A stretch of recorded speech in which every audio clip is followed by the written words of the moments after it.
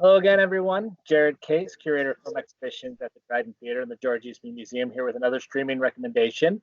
Again, going through some of our favorite films over the last couple of years, and we were very proud to be the host to the Rochester premiere of Portrait of a Lady on Fire at the ImageOut Film Festival last October.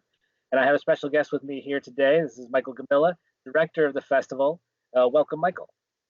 Hello. Thanks for having me. Are you dealing with everything okay? Yeah, it's difficult when you have to cancel a lot of events, but we're looking forward to some normalcy at some point. We're looking back to having you back in October again this year.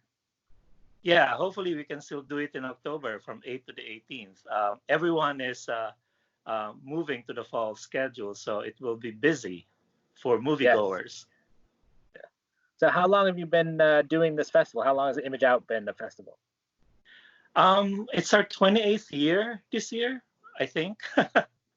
And this is my 18th year of doing it. So it's a long time. So it's crazy to think that I've been involved with a festival for more than its half-life. Yeah, I know what you mean. My wife hates it when I talk in fractions about our lives.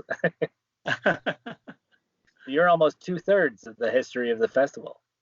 I know. It's like, I remember when I started, I didn't know anything. And now it's like you can see a lot of the influences. So, and, as long as the community still wants me to continue doing it, why not, right?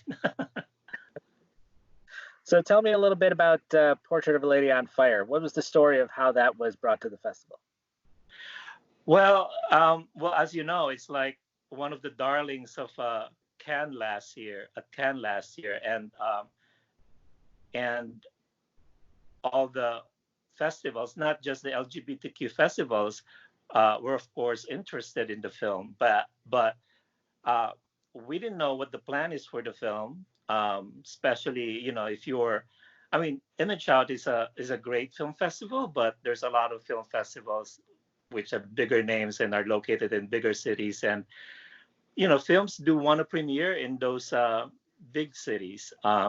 So we never know what was going to happen, and I knew that it was going to play the Toronto International Film Festival, and we're after Toronto, so I figured if it's already made its North American premiere, it's like open for anyone.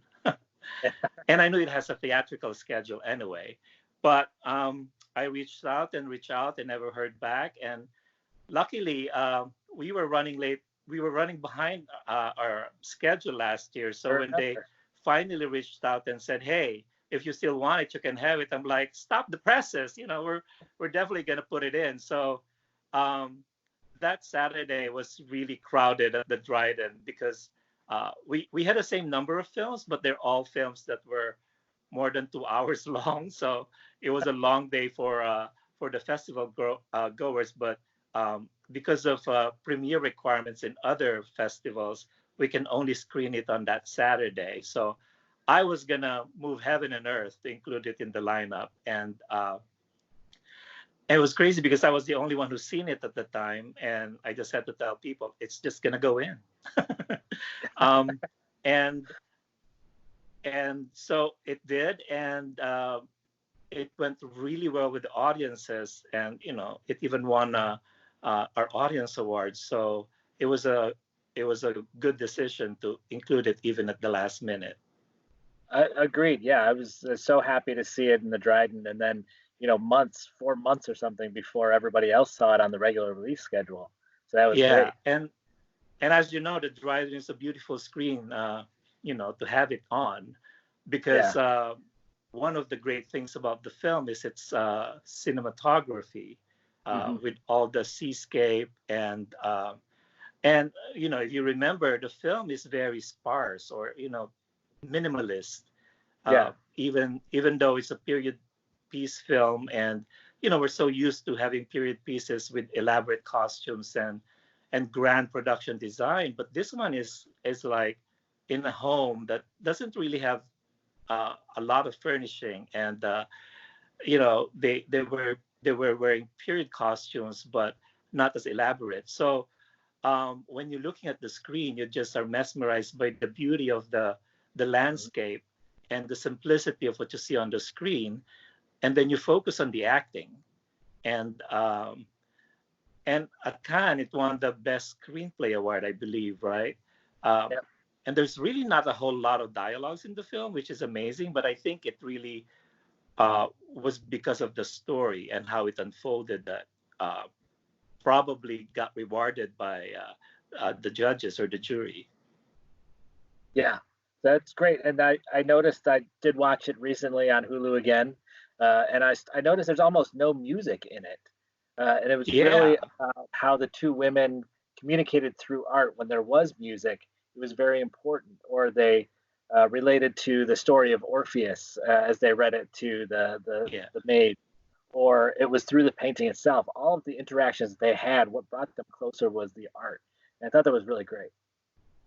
I even can't remember details like that because when I look back at the experience of watching it, all I could think of is the interaction of the actors and how how the the passion behind the characters, they really come across to the viewers, and they really pull you in into what's going on, even when the one character is just posing, but it's for some reason it was captivating.